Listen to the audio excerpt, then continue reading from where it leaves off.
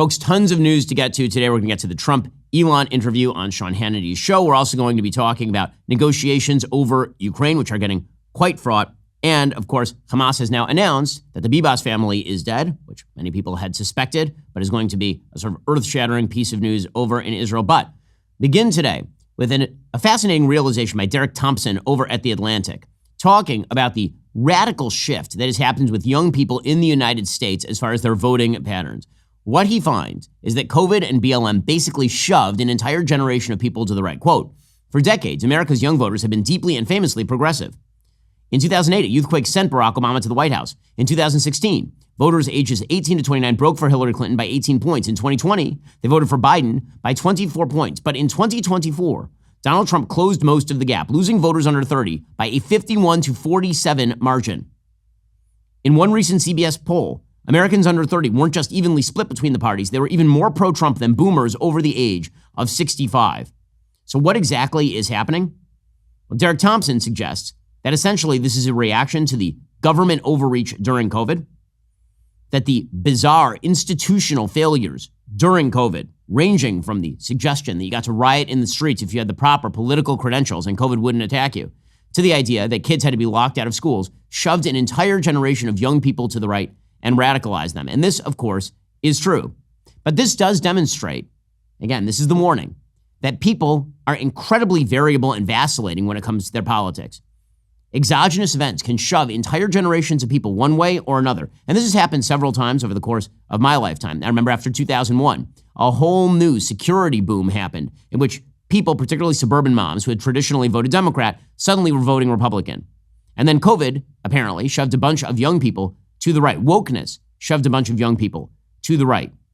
That is a good reminder to everyone in politics that while you think that the pendulum will never shift back over to the other side, it absolutely will. And so two things ought to be taken from that. One, you ought to be very careful in how you use your political power. That doesn't mean you shouldn't move fast and break things. It means that you should be very careful that you don't set into motion a tripwire that is going to blow you up.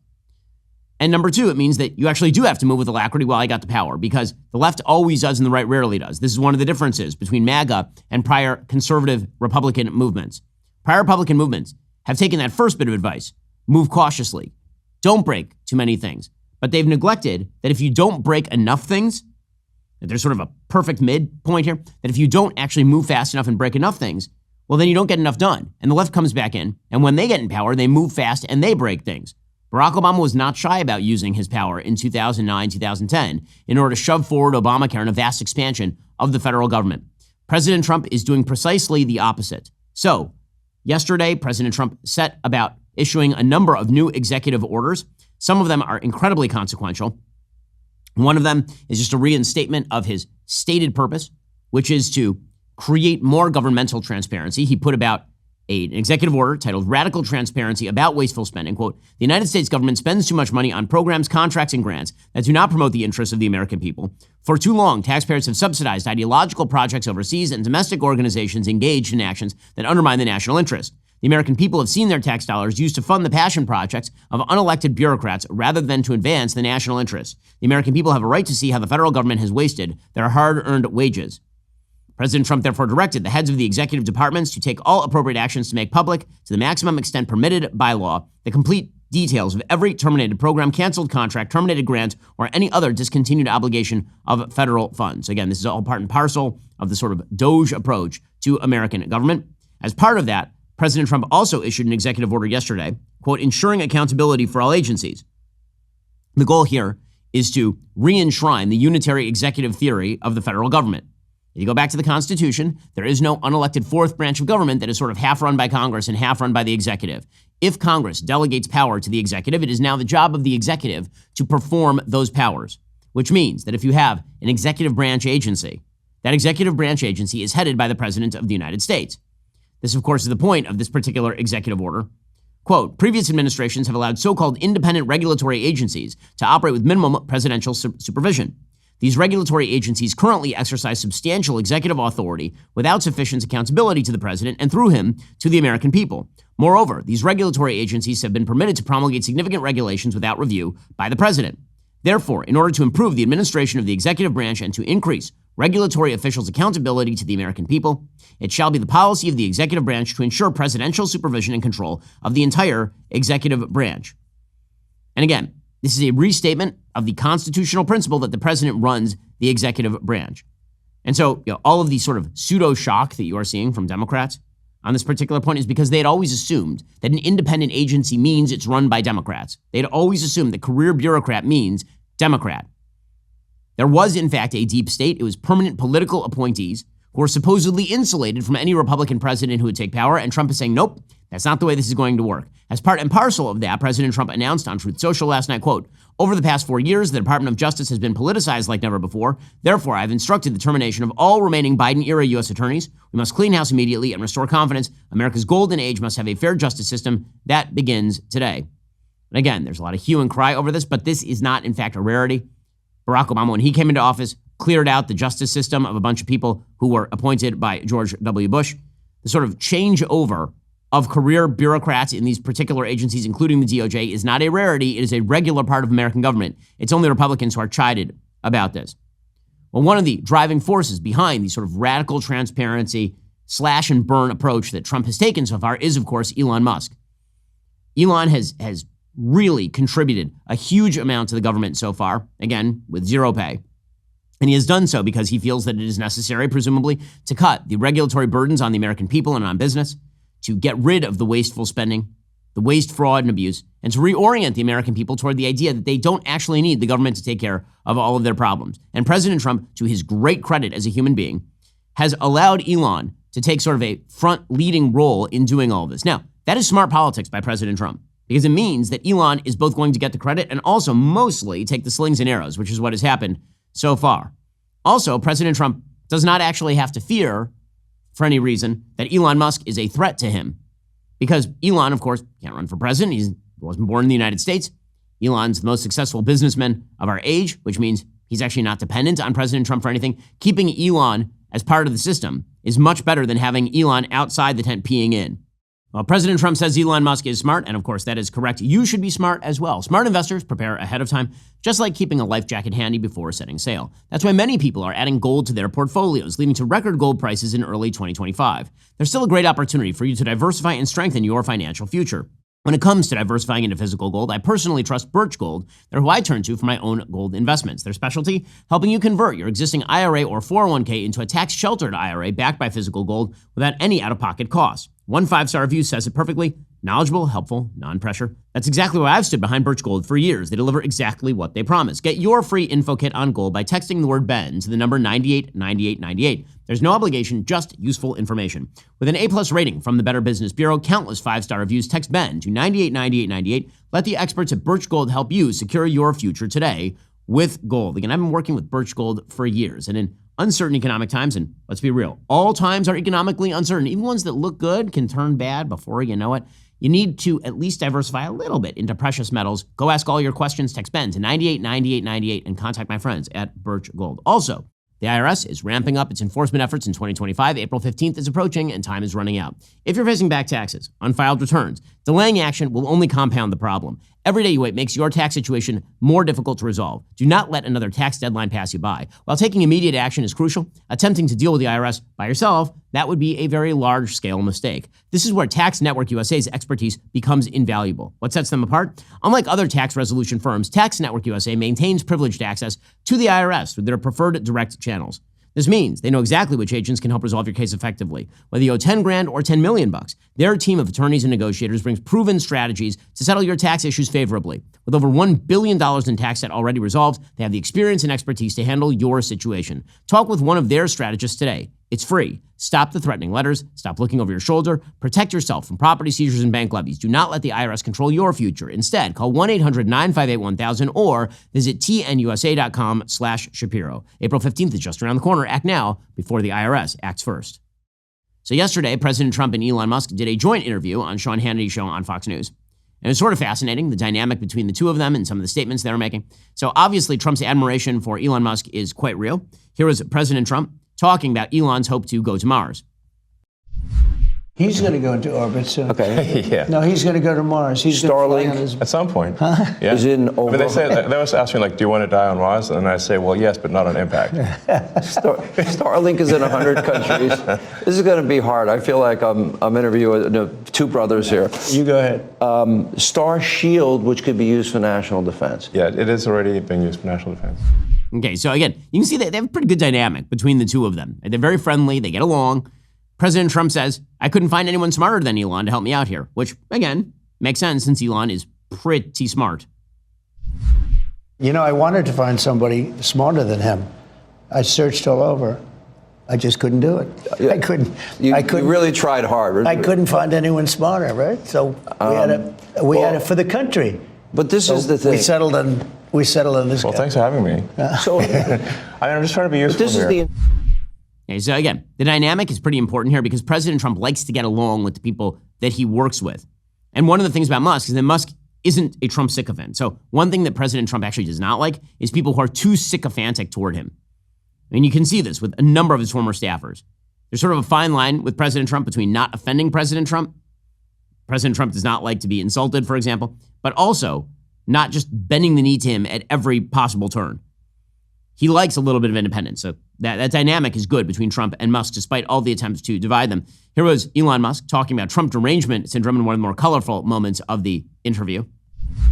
They call it like Trump derangement syndrome. Yeah. And I didn't, you don't realize how real this is until you can't reason with people. So I was at a friend's birthday party in LA, just a birthday dinner, and it was like a nice, quiet dinner, and everyone was behaving normally. And then I happened to mention, this is before the election, like a month or two before, I happened to mention the president's name.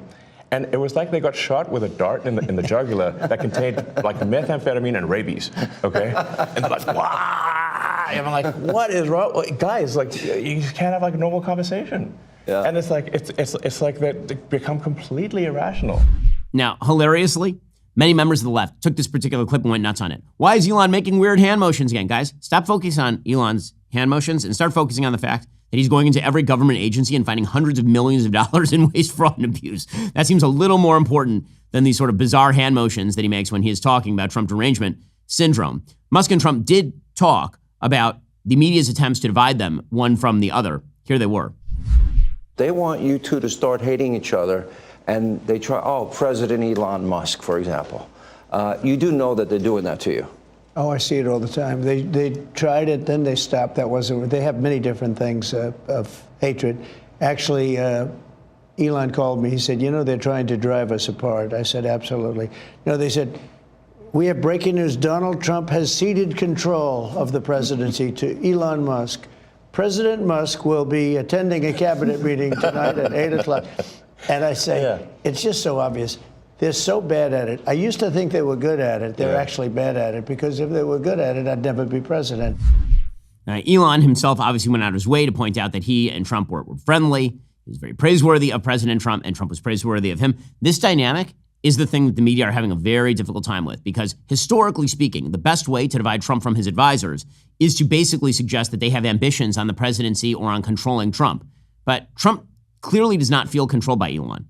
And Trump feels like they're working in tandem together, and that he is in fact Elon's superior, which is a pretty good feeling, right? If you're the president of the United States and your direct inferior, the person who reports to you, is the richest person on earth, who launches things into space and owns the most lucrative car company in existence, that seems like that's pretty flattering to President Trump, actually. So here is Elon talking about Trump. I think President Trump is a good man, and he's, It's nice the way he said that, There's something nice about it. It really is. Because, the president's been so unfairly attacked in the media. It's really outrageous. And I've at this point spent a lot of time with the president, and not once have I seen him do something that was mean or cruel or wrong. Not once. Okay, so again, is Elon laying it on maybe a little thick there? Sure, but you know what? This working relationship is the most important working relationship in possibly modern political history. So, it probably merits that. Here is Elon talking about Doge specifically. And he says, look, the goal here is to carry out the president's will. This is not an independent agency operating outside the purview of President Trump. This is working for President Trump. the president will make these executive orders, which are very sensible and good for the country, but then they don't get implemented, you know? If you take, for example, all the funding for the migrant hotels, the president issued an executive order, hey, we need to stop taking taxpayer money and paying for luxury hotels for illegal immigrants, which makes no sense. Like, so obviously people do not want their tax dollars going to fund high-end hotels for illegals. And yet they were still doing that, even as late as last week. And so, you know, we went in there and we're like, hey, this is in violation of the presidential executive order. It needs to stop.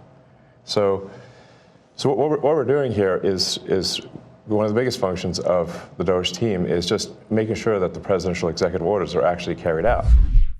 Okay, so President Trump yesterday, he did another separate press conference in which he talked about some of the idiotic spending that he was targeting. Here he was yesterday.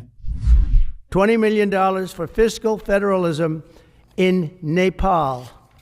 Listen to these numbers. This is all fraud. $19 million for biodiversity conservation in Nepal. $2 million to develop sustainable recycling models to increase socioeconomic cohesion among marginalized communities in Kosovo and Eshkali and in Egypt. We're talking about hundreds of billions of dollars. I could, by the way, I could read this all day long. I could go on all day long, and you'll see hundreds of billions of dollars, and we're doing it. Okay, so one of the things that Trump and Musk are now proposing is the possibility of what they call DOGE rebate checks, which is all the money that they are saving goes back to the taxpayer in the form of actual direct payments. That's something that Elon posted yesterday on X, that he would check with the president on the possibility of sending out DOGE dividend checks. This was suggested by the Azoria CEO and co-founder James Fishback, who said, we wanted to help make DOGE real for millions of Americans. They deserve a portion of the savings DOGE will deliver under President Trump's leadership. And again, smart politics. Now, the opposing side, people who don't like these sorts of cuts, they're looking for any point of opposition. So they have tried, as we have seen over the past few weeks, to blame, for example, air crashes on cuts to the FAA or DOGE going into the FAA. They've yet to actually make that connection. See, here's the thing. There's certain areas where Americans have direct interface with the federal government. Those areas usually come in the form of direct payments like Social Security or Medicare or Medicaid. Those are the ways that people tend to interface with the federal government. Otherwise, in your daily life, you're really not interfacing with the federal government. If you're interfacing with the government, it's usually the local government, right? You're interfacing with the cops or with maybe the post office, but you don't really go to the post office all that often anymore. So you just don't have that many sort of moments where you interface with the federal government and then are annoyed by a cut to the federal government. Because the reality is the vast majority of stuff that the federal government does is done indirectly. So, for example, if you're looking at the Department of Education, they're subsidizing loans that go through a whole series of machinations and then end up with the universities in the form of paid off grants or in the form of indirect payments or all the rest. The sort of direct interface that you have on a daily basis with the feds is usually relatively limited.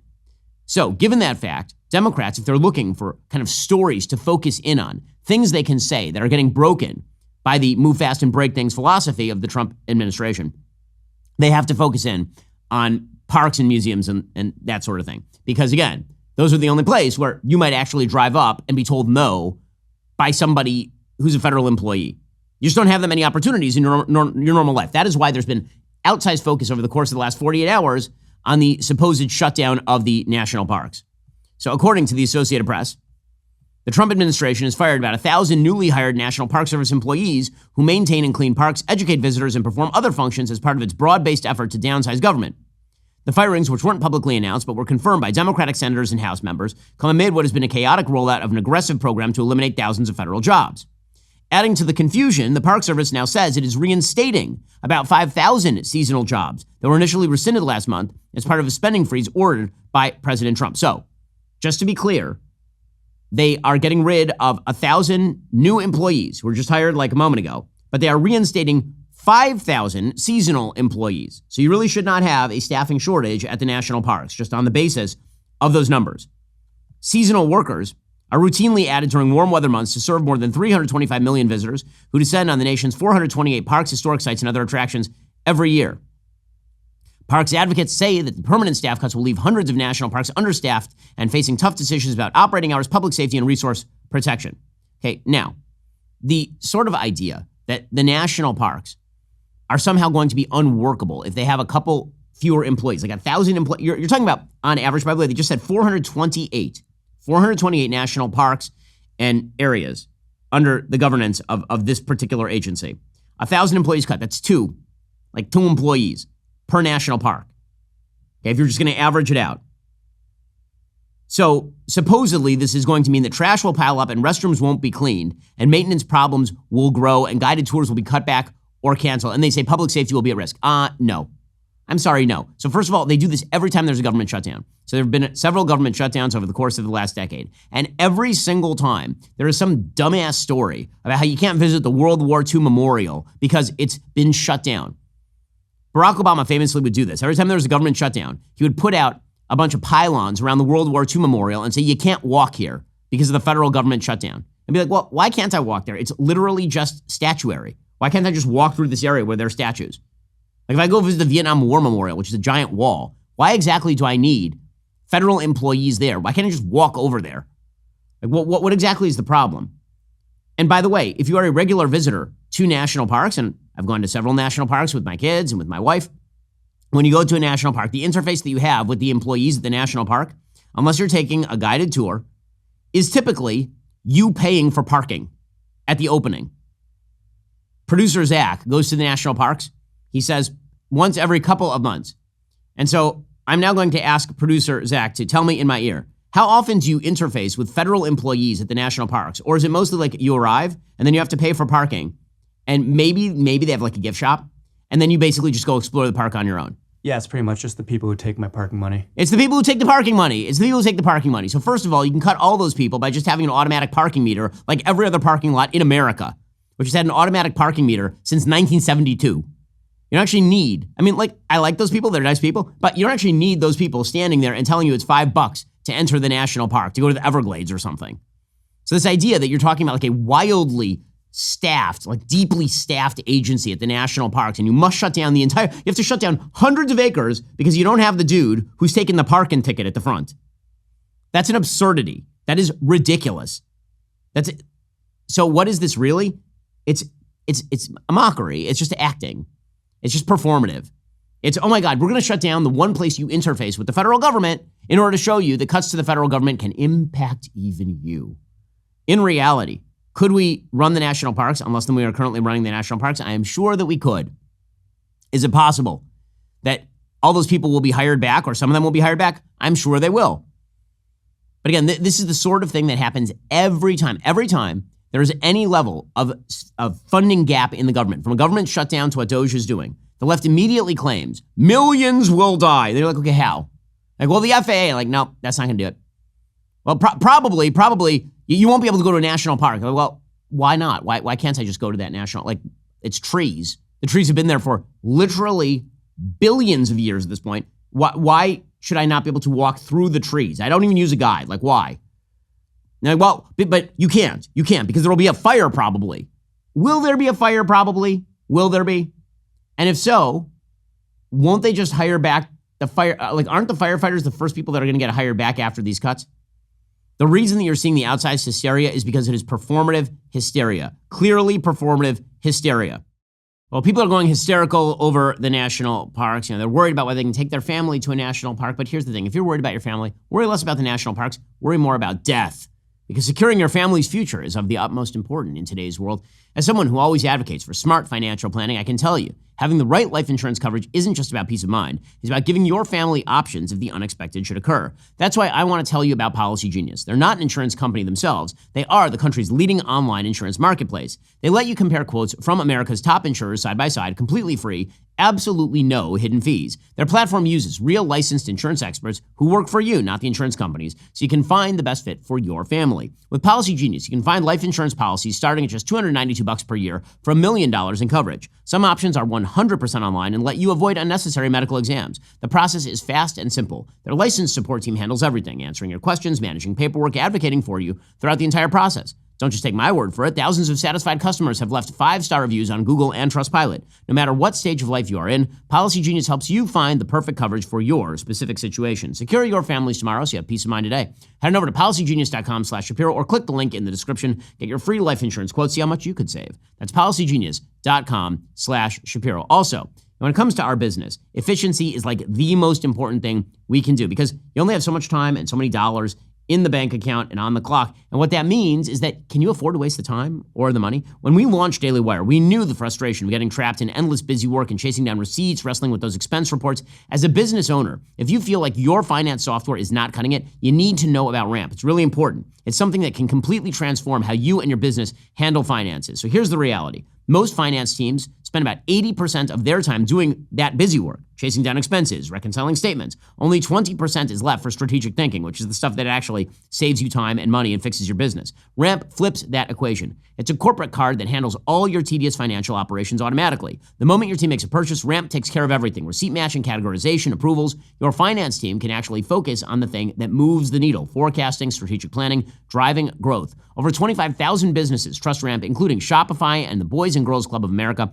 which is why they were just named #1 in spend management by G2. Now, for a limited time, listeners of this show can get $250 when you join Ramp. Just go to ramp.com/Shapiro. That's ramp.com/Shapiro, ramp.com/Shapiro. Cards issued by Sutton Bank, member FDIC. Terms and conditions apply. Again, the goal of the Trump administration is not to create bad headlines. That means that when it comes to things like the firefighters, I guarantee you within 2 days, there'll be a rehiring of many of these firefighters. Because President Trump doesn't want the bad headlines on that sort of stuff. But the people who are like, oh my God, I can't visit Yellowstone anymore. They're only shutting down Yellowstone in order to make you say that. You want to talk about actual deep state and media intervention? That's what this is. I promise you, they can open Yellowstone without the guy who's the ticket taker at the front. I promise you, it's fine. Okay, and they're doing this with like everything. They're doing this with the FAA, the preemptive panic over everything. So the Washington Post has a piece today, quote, a team from billionaire Elon Musk's SpaceX rocket company will help envision ways to overhaul the nation's aging air traffic control systems, beginning with a visit to the Federal Aviation Administration's command center on Monday, according to Transportation Secretary Sean Duffy. SpaceX rocket launches are regulated by the FAA. The agency has alleged the company violated safety rules in the past. Oh, you see. So now the bad guys are taking over the FAA. You see, SpaceX is bad because it's regulated by the FAA. Probably this is regulatory capture. Probably SpaceX is just going to randomly blow crap up on the tarmac, because they can. Does anyone truly believe that it is worse for SpaceX, one of the most technologically sophisticated companies on planet Earth, to have its employees taking a look at the FAA, which is using computers that are like Apple computers from 1997? Ridiculous. By the way, the FAA has not laid off massive numbers of workers. It has laid off roughly 400 probationary employees. That represents a small fraction of the agency's workforce of almost 47,000. Frontline workers like air traffic controllers and radar technicians are spared. So they're all preemptively freaking out about cuts to the FAA that don't actually exist. Yeah, this is why, again, what Trump and Musk are doing here is deeply, deeply important. And it is extending, by the way, over to the contracting rules for federal contracting. So one of the things that the Biden administration did is they said, if you wish to have a company that gets a grant from the federal government or does business with the federal government, you have to abide by DEI. The White House is now killing that. According to the Wall Street Journal, the Trump administration is directing federal agencies to no longer consider a company's diversity, equity, and inclusion practices when deciding whether to procure its goods or services, according to an announcement from the General Services Administration. That new policy reverses a Biden administration initiative that asked the government to weigh a company's internal DEI practices as one of many factors when considering whether to purchase that company's products or services. The GSA is also ending federal efforts to get rid of plastic straws in favor of the worst thing ever invented, paper straws, which do not work, turn into pulp, and make your drink taste like trash. And all of this is going to be popular stuff. So the Trump administration thus far is finding that balance between being careful enough not to, for example, mass fire all the FAA employees, and also moving fast enough to actually break many of the things that need to be broken. Now, the other big story of the day from the Trump administration is the ongoing negotiations over the end of the Ukraine war. And there are some slightly different messages that are emerging from Trump world over these negotiations. On the one hand, you have people like, for example, the special envoy for Ukraine, Keith Kellogg, who's now arrived in Kyiv, who says, quote, we understand the need for security guarantees. We're very clear about the importance of the sovereignty of this nation and the defense of this nation as well. right, which of course is a very pro-Ukraine message. And then there's some of the messaging that's being put out by President Trump himself. So according to the Wall Street Journal, the U.S. and Russia agreed to appoint teams to negotiate a settlement of the war in Ukraine. Mike Walls, the national security advisor, he says, we are now talking to the Russians. We are also talking to the Ukrainians. Here he was yesterday. It's common sense. If you're going to bring both sides together, you have to talk to both sides. And we'll continue to remind everyone, literally within minutes of President Trump hanging up with President Putin, he called and spoke with President Zelensky. So shuttle diplomacy has happened throughout history. It's happened all over the world. We are absolutely talking to both sides. The Secretary of State just met with President Zelensky days ago, along with the Vice President, 7 cabinet members in Europe at the same time, really showing the importance of engaging our allies. Okay. Mike Walls added that the goal here is to just get to the end of this war, like continued death and destruction. That's not in the interest of the United States or anybody else. The president has stated his desire, his determination to end this war, to end the killing that is going on, the death and destruction that is happening as this war, goes on and on, month after month after month, in the killing fields of eastern and southern Ukraine is unacceptable. It is not in the interest of either country. It's not in the interest of the world, and certainly not in the interest of the United States and Europe. Okay, that of course is true. Secretary of State Marco Rubio was there as well. So was the Special Envoy Steve Witkoff. Here was Rubio explaining that, the Europeans are complaining about not being part of the negotiations. Guys, you could have involved yourselves at any point over the last 4 years. For 3.5 years while this conflict has raged, or 3 years while it's raged, no one else has been able to bring something together like what we saw today, because Donald Trump is the only leader in the world that can. So no one is being sidelined here. But President Trump is in a position that he campaigned on to initiate a process that could bring about an end to this conflict. And from that could emerge some very positive things for the United States, for Europe, for Ukraine, for the world. But first it begins by the end of this conflict. And so the only thing President Trump's trying to do is bring about peace. It's what he campaigned on. It's something the world should be thanking President Trump for doing. As we discussed yesterday on the show, one of the goals of the Trump administration in this negotiation is to get the Europeans to actually involve themselves in the process. He wants the Europeans in. He wants the Europeans to pay more. He wants the Europeans to take care of peacekeeping. In fact, President Trump did a presser yesterday, and he said this. He said, listen, you want European peacekeepers there? Sounds great. Pony up. In other words, you want to be part of this negotiation. Anytime you want to put some skin in the game, guys, we're willing to hear it. Do you support stationing European peacekeeping troops in Ukraine as part of this peace deal? If they want to do that, that's great. I'm all for it. If they want to do that, I think that'd be fine. Even if the Russians are I mean, I know France has mentioned it. Others have mentioned it. UK has mentioned it. But if we have a peace deal, I think having troops over there from the standpoint of Europe, we won't have to put any over there because, we're very far away. But having troops over there would be fine. I would not object to it at all. Okay, so again, all this is part and parcel of a solid negotiation. And then there is the sort of public-facing side of the negotiation. And here is where things get a little bit complicated. So yesterday, President Trump, in this particular press conference, went extraordinarily hard on Ukraine, much less hard on Russia. Now, you can make the case that pragmatically what he is attempting to do is sort of wheedle Vladimir Putin into coming to the table. That basically what he's saying to Vladimir Putin is, listen, I'm not taking an antagonistic position toward you.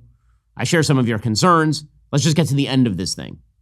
That is a positive read. The negative read is that President Trump is getting some of this stuff wrong.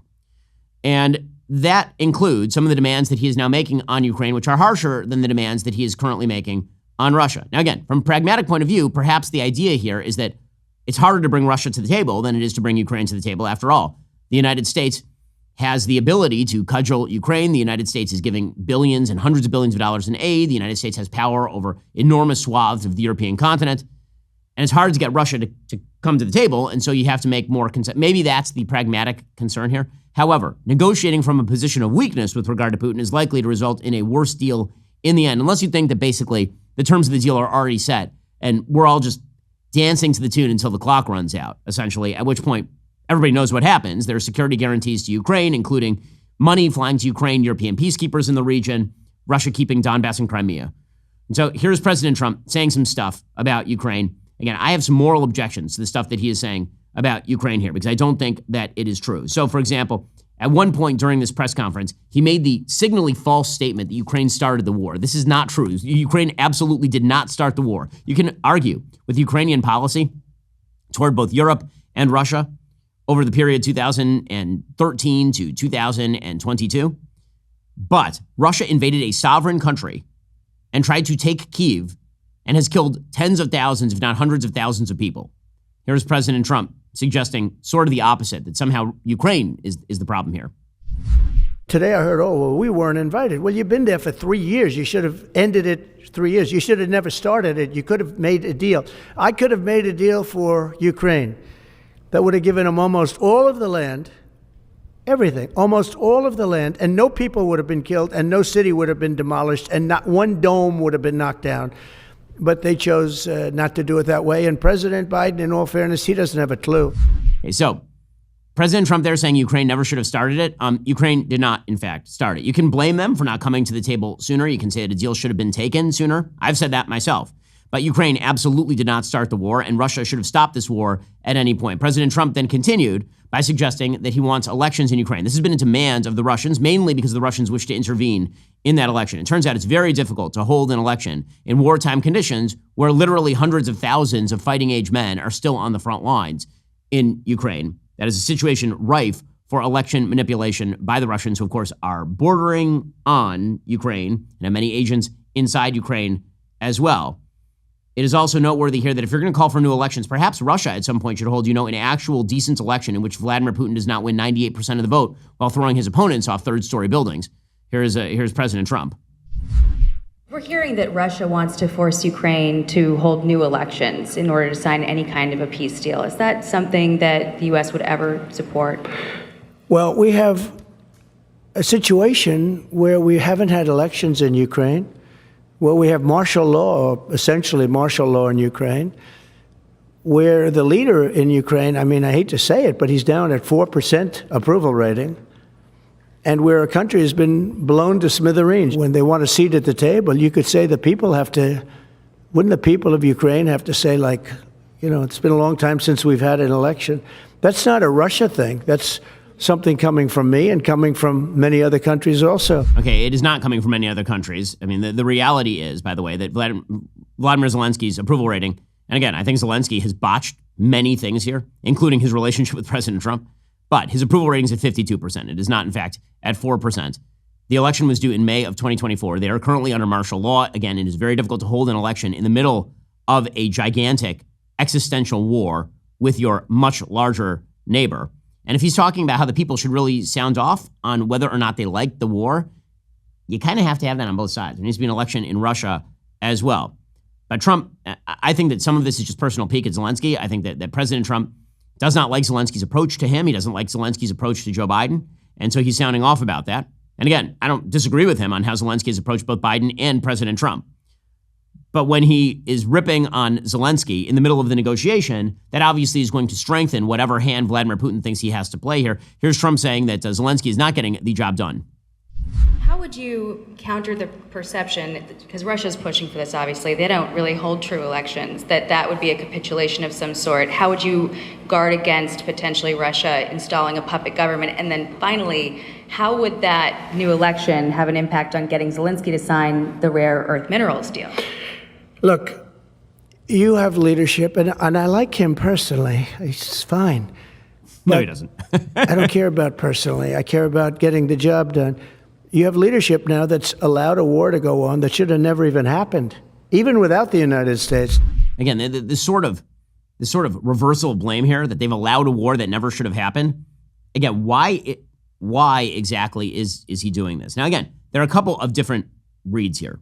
One is the personal pique read. He doesn't like Vladimir Zelensky. He's going to say whatever he wants about Vladimir Zelensky. It makes no difference to the final status of negotiations, because in the end, the United States' realist position in the world is that Russia should not take over Ukraine, and we should pay for as little of that as possible.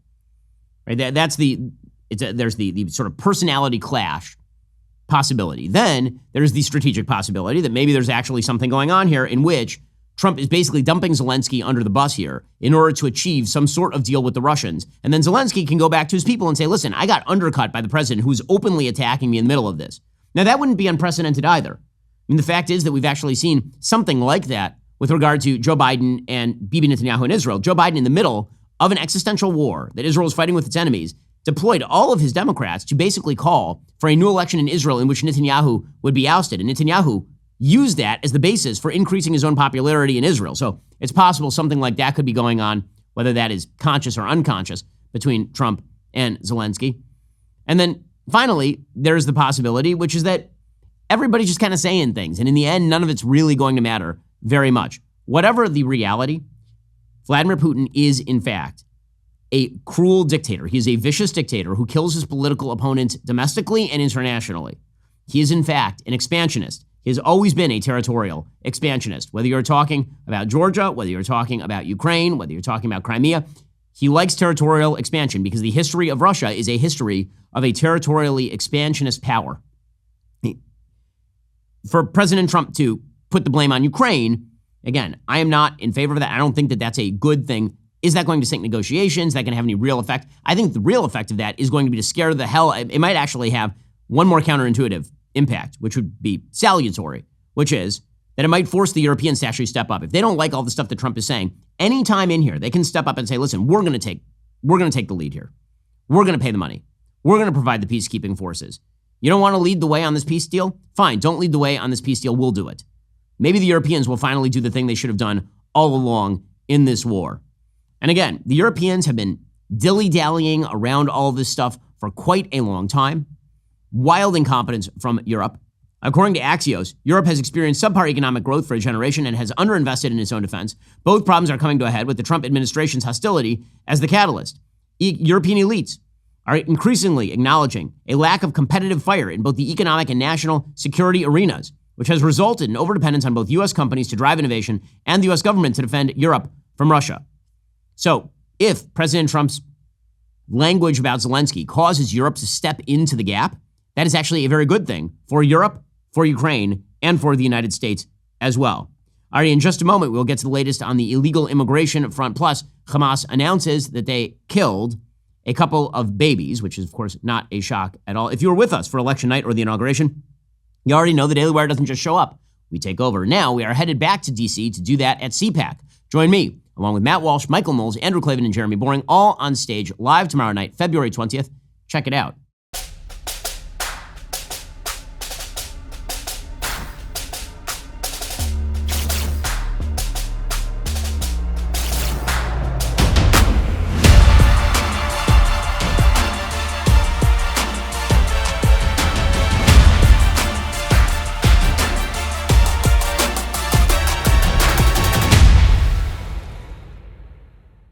No scripted talking points, no corporate-approved narratives, just real conversations that actually matter, streaming live on Daily Wire Plus. And we are taking your questions. Don't just watch CPAC, be part of it. Live tomorrow night, February 20th on Daily Wire Plus. Meanwhile, President Trump is moving forward with alacrity with regard to illegal immigration. And one of the things that has happened is that the signals sent by this administration are very consistent and very strong. Do not come here illegally. You will not get in.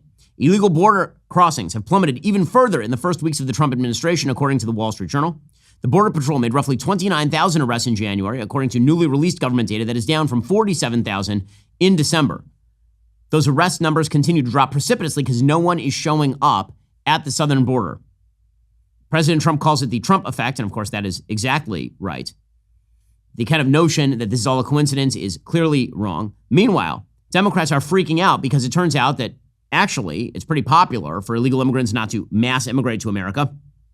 According to Politico, the close relationship between congressional Democrats and immigration advocacy groups has grown strained since last year's election as lawmakers shift rightward on border issues. Now those groups are asserting themselves as Republicans prepare to pursue a crackdown on so-called sanctuary cities. Failing to rally together in opposition to planned GOP legislation, they say, would risk a more profound break between the Democratic Party and its progressive base. So it's fun to watch Democrats. They're now caught between a rock and a hard place. The rock of reality, in which Americans really do not like illegal immigration, and the hard place of all of these interest advocacy groups that they have been feeding for literally decades, who now are angry at them.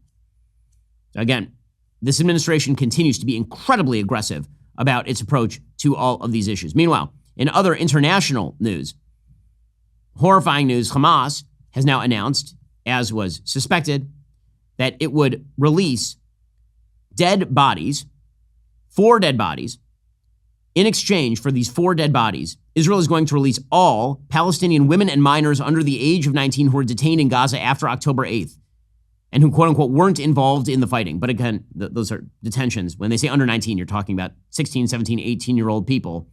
And recognize that in the Gaza Strip, for Hamas, those are like military age recruits. Many women are also involved militarily with Hamas. The bodies that are being released include the bodies of Shiri Bibas, who's 33, and her two children, Ariel and Kfir, who were 4 years old and 9 months old when they were kidnapped, not by Hamas. Okay, this is important. They were not kidnapped by Hamas. They were kidnapped by Palestinian civilians who joined in on the murder spree of October 7th. The reason this is important is because the great lie that there is a vast gap between the civilian population in the Gaza Strip and Hamas, that has always been a lie. It remains a lie. That does not mean that Israel and any other military power shouldn't attempt to distinguish between members of Hamas and civilians. Israel has expended hundreds of its own soldiers in efforts to do precisely that, which is why it's achieved such a signally successful kill ratio in terms of terrorists killed to civilians killed in battle.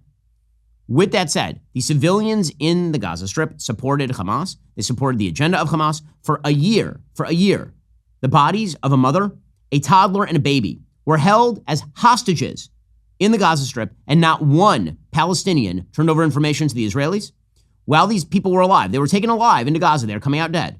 While they were alive, there was no attempt by any Palestinian to achieve their liberty. There was no attempt to shield them from the predations. In fact, they were held by civilians, as we know. Many of the hostages were, in fact, held in civilian homes.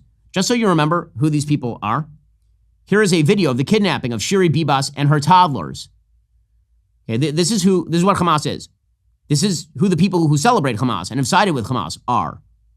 Human trash. The people who do this kind of stuff and who support this kind of stuff. Here's the imagery from October 7th. There's a mother, a terrified mother, who is now dead, who's been murdered, carrying a toddler and a baby. She's being kidnapped by, again, these are people in civilian garb. These are not people in Hamas terrorist garb. Those children are dead. The mother is dead. Anybody who suggests that Israel's war in Gaza is not, in fact, justified is morally blind at best and complicit in evil, much more likely. Now, there are still hostages who are being released, live hostages. Some 6 hostages are supposed to be released on Saturday. That includes Ethiopian-born Israeli Avera Mengistu and Bedouin Israeli Hisham al-Sayed. Okay, that's an Arab and an Ethiopian. So for all of those who claim that Israel is sort of homogenous, that, of course, is not true. Hamas is famous for staging these celebratory releases of hostages and hostage bodies. Just horrifying, horrifying stuff. And by the way, there's still an American being held hostage. The last American being held hostage is a young man, 20 years old, named Idan Alexander. I know his family. His family lives in Tenafly, New Jersey. I introduced them to President Trump on the anniversary of October 7th, and they're still waiting for their son to come home. Hamas is evil. Hamas needs to be extirpated. That is something that President Trump full well understands. And President Trump also understands that the great lie that there will ever be a 2-state solution involving the sorts of people who kidnap babies and celebrate their kidnapping and cheer in the streets as the body of Shani Luke, the broken, murdered body of Shani Luke, is paraded through the streets of Gaza City, that is not going to be a peaceful 2-state solution in any way, shape, or form, because one side is interested in peace and the other side is interested in murdering every Jew they can find and extirpating the state of Israel utterly. Meanwhile, some clouds on the horizon with regard to the economy. So inflation continues to hover around 3%. There's significant worries that it might go the wrong way. President Trump did, in fact, address this a little bit yesterday. He was talking about inflation during his interview with Elon Musk. And he suggested that inflation is, in fact, back. But he also suggested that it would militate and that he had nothing to do with that inflation. Now, that's true. Okay, he suggested during this interview that we inherited the inflation. Inflation is back. I'm only here for 2.5 weeks. Inflation is back. They said, oh, Trump, I had nothing to do with it. These people have run the country. They spent money like nobody's ever spent. That is true. That is 100% true. But moving forward, it's going to be on his permanent record. So obviously, inflation is going to be an issue. There are a couple of ways of bringing down inflation. One way is through productivity growth. When you have brand new products and services and more competition, the prices are going to come down. Right? That is something that President Trump is trying to do by having more companies founded in the United States, deregulating. Tariffs are probably not going to help that purpose. Tariffs at the best are going to be neutral in terms of pricing. They're certainly not going to lower prices. So when President Trump says that tariffs are somehow going to lead to an economic boon that somehow lowers inflation, he's playing a little bit with fire here, economically speaking, just in terms of the basic doctrine. Here's President Trump saying companies want to return to the United States specifically because of tariffs. I've been contacted by some of the biggest companies in the world, and because of what we're doing economically and through tariffs and taxes and incentives, they want to come back into the United States. And we'll be announcing various very large companies, the biggest actually, and they'll be coming back, having to do with chips and having to do also with cars and lots of other things. We're going to be announcing some very, very big, momentous decisions are being made by companies all around the world, the biggest, and they want to come back into the U.S. And by the way, it is true that as we become a more deregulatory environment with lower taxes, businesses will want to come back here. But if the idea is that we reshore business because of tariffs, that also means that there is limited supply. Limited supply with retained demand tends to increase prices over time. So when President Trump is pledging more reciprocal tariffs, again, if he's doing this as a tactic, I've said this all along, tariffs as a tactic to get other countries to lower their tariffs, not a bad idea. Tariffs is sort of a panacea. That is not a great idea. Here's President Trump on tariffs. What can the EU do to sort of avoid the reciprocal tariffs that you've talked about? And, you've talked a lot about the VAT. Do you expect them to reduce that? Well, they did already, as I understand it, reduce their car tariff all the way down to what we have. And a lot of that will take place, and I think some won't do it and some will do it. But the EU had a 10% tax on cars, and now they have a 2.5% tax, which is the exact same as us. So already we've saved a tremendous amount. That would be great. If everybody would do that, then we'd all be on the same playing field. Because essentially what we're doing with the tariffs is, they charge us, we charge them, same amount. And it's called reciprocal, actually. And whatever they charge us, we're charging them. Again, not a bad idea to get them to lower their tariffs. If the idea is that somehow makes us stronger, economically speaking, that tends not to be true, which is why many Republicans are trying to curb Trump of some of the tariff talk. According to the Wall Street Journal, U.S. Trade Representative nominee Jamieson Greer still doesn't have a slot for confirmation before the full Senate. Commerce Secretary nominee Howard Lutnick was confirmed last night. But in their absence, a singular figure has risen as leader of the trade agenda. You'll remember him from Trump at number one. That would be Peter Navarro, the president's special counselor on trade and manufacturing, known for his pugnacious personality and maximalist approach to tariffs.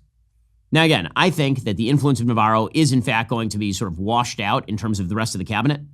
The rest of Trump's cabinet understands that meritless tariffs only increase prices in the United States and make things significantly less affordable and efficient. However, we'll have to make sure that we keep an eye on that because the last thing we want is some sort of economic downturn under President Trump. Joy Behar, who is entirely an idiot, she is making a case about inflation, and right now it's a stupid case. But if the inflation remains this way for another year, then it's going to be hung around Trump's neck whether he likes it or not. There's incompetence and chaos going on, and we should not put up with it. Well, and by the way, egg prices are supposed to come down, not airplanes. Okay, now again, that's a stupid take because the airplanes are not coming down because of President Trump, and the egg prices are up because of Joe Biden. But inflation is an all-purpose acid that eats through everything. Everything. It is the single biggest factor in Joe Biden losing his reelect. So that does need to come down and come down quickly. All right, coming up, we'll get to Democratic responses. Their desperation is setting in at pretty much every level. First, you need to head on over to Daily Wire Plus and subscribe. And we've got so much great stuff over there. Everything from Run, Hide, Fight to Lady Ballers, everything from Matt Walsh's hit movies to All Access with me. If you're not a member, become a member. Use code Shapiro at checkout for 2 months free on all annual plans. Click that link in the description and join us.